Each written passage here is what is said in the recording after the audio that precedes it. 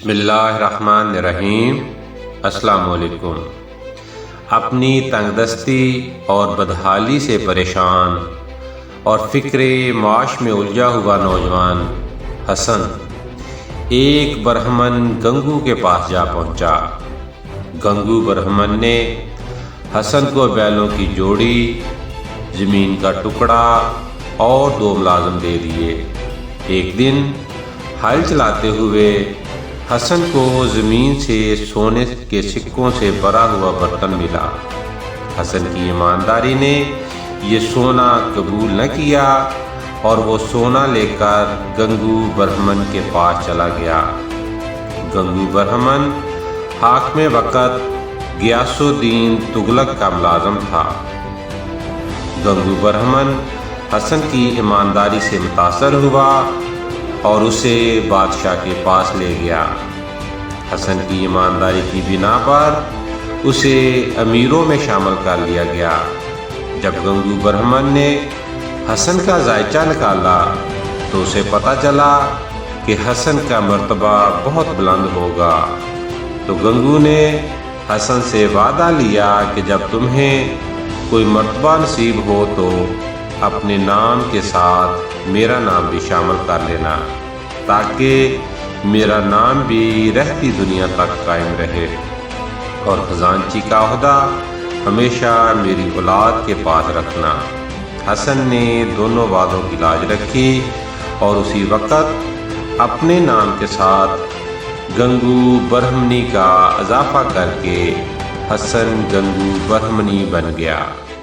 حسن ایک مرتبہ پھٹے پرانے کپڑوں میں ملبوس نظام الدین اولیاء کے دربار میں پہنچا تو آپ نے اسے روٹی کا ایک ٹکڑا دیا اور کہا، یہ دکن کی حکمرانی کا تاج ہے جو تجھے بڑی کشمکش اور محنت کے بعد ملے گا۔ بہمن کی کہانی علاؤالدین خلجی سے شروع ہوتی ہے، جس نے دیوگیری فتح کیا۔ بعد میں محمد بن تغلق نے دیوگیری کا نام بدل کر دولت آباد رکھ دیا اور اسے اپنا دارالخلافہ بنایا۔ علاؤالدین حسن گنگو 1347 میں دولت آباد کا حکمران بنا اور اس نے گلبرگہ کو اپنا دارالخلافہ بنایا۔ جب سلطان محمد تغلق نے اپنے استاد تغلق خان کو دولت آباد کا فرمانروا بنایا تو تغلق خان نے حسن کو کنجی کا شہر اور رائے باغ کے کچھ حصے دے دیے۔ دولت آباد میں کسی بھی قسم کی بغاوت سے بچنے کے لیے محمد تغلق نے 1 صدی امراء پر حملہ کر دیا۔ 1 صدی امراء میں سے کچھ قتل ہو گئے اور باقی ماندہ دکن جا کر رہنے لگے۔ لیکن جب تغلق خان اپنے بھائی عماد الملک کو دولت آباد کا حاکم بنا کر خود بادشاہ کے پاس چلا گیا تو دکن کے امراء نے عماد الملک کی پرواہ کیے بغیر مجرموں اور باغیوں کو پناہ دینا شروع کر دی۔ تغلق خان نے 1 صدی امراء کو دولت آباد سے واپس لانے کے لیے احمد لاچین کو بھیجا، جسے ان امراء نے قتل کر دیا۔ دکن کی رعایا محمد تغلق کی سخت گیر پالیسی سے نالاں تھی، اس لیے وہ بھی امراء کے ساتھ مل گئی اور اس طرح ایک بڑی بغاوت نے جنم لیا۔ امراء کی بغاوت کو دیکھتے ہوئے حاکم دولت آباد عماد الملک نے راہ فرار اختیار کی، لیکن اسے بھی گرفتار کر لیا گیا۔ اس طرح دکن کا علاقہ فتح سے صرف 3 ماہ بعد دہلی سلطنت سے علیحدہ ہو گیا اور 1 صدی امراء نے اسماعیل فتح خان کو دکن کا حکمران بنا دیا، جو کہ بادشاہ محمد تغلق کا 2000 منصبدار تھا۔ اسماعیل فتح خان کا بھائی ملک گل مالوہ کا حکمران تھا۔ اسماعیل فتح خان نے ناصر الدین شاہ کا لقب اختیار کیا اور حسن گنگو کو ظفر خان کے خطاب سے نوازا اور گلبرگہ رائے باغ، میرچل، کلیئر اور ہیکری کا علاقہ حسن گنگو کو دے دیے۔ اس بڑی بغاوت کو کچلنے کے لیے بادشاہ لشکر لے کر دولت آباد کی طرف چل دیا۔ ناصر الدین بھی 30,000 کا لشکر لے کر قلعہ دولت آباد سے باہر آ گیا، لیکن جنگ کے پہلے دن ہی بادشاہ سے بری طرح پٹ گیا۔ رات کے وقت باغی امراء اپنے اپنے قلعوں کی طرف چلے گئے، جبکہ محمد تغلق خود دولت آباد پر حملہ کرنے کے لیے روانہ ہوا اور اس نے ایک لشکر حسن گنگو کے تعاقب میں بھیجا، جس کی قیادت عماد الملک کر رہا تھا۔ عماد الملک کو حسن گنگو کے ہاتھوں شکست ہوئی اور عماد الملک اس لڑائی میں مارا گیا۔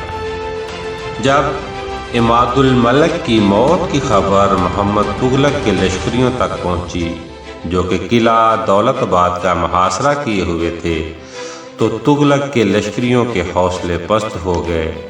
فتح کے بعد حسن گنگو بھی لشکر لے کر دولت آباد کی طرف چل دیا۔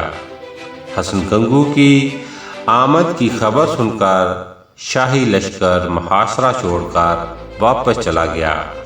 اس فتح کے بعد ناصر الدین شاہ نے دولت آباد کی حکمرانی چھوڑ کر حسن گنگو کو دولت آباد کا حکمران بنا دیا۔ حسن گنگو نے 1347 میں دکن کی شاہی کا تاج پہنا۔ تاریخ میں یہ بادشاہ علاء الدین حسن گنگو کے نام سے مشہور ہوا۔ تخت نشینی کے وقت حسن گنگو نے 5 من سونا اور 10 من چاندی حضرت نظام الدین اولیاء کی روح کو اصحال ثواب کے لیے غربا میں تقسیم کی۔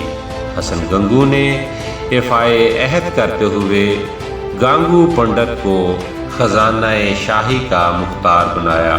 چونکہ برہمن مسلمانوں کی نوکری کو اچھا خیال نہیں کرتے، لیکن گانگو پنڈت وہ پہلا برہمن تھا جس نے ایک مسلمان کی ملازمت اختیار کی۔ بادشاہ علاء الدین حسن گنگو نے اپنے بیٹے محمد کا عقد سیف الدین کی بیٹی سے کیا۔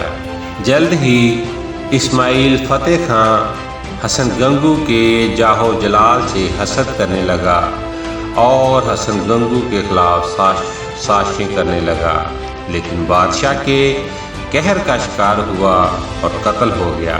اس کے بعد بادشاہ فتوحات کی طرف متوجہ ہوا۔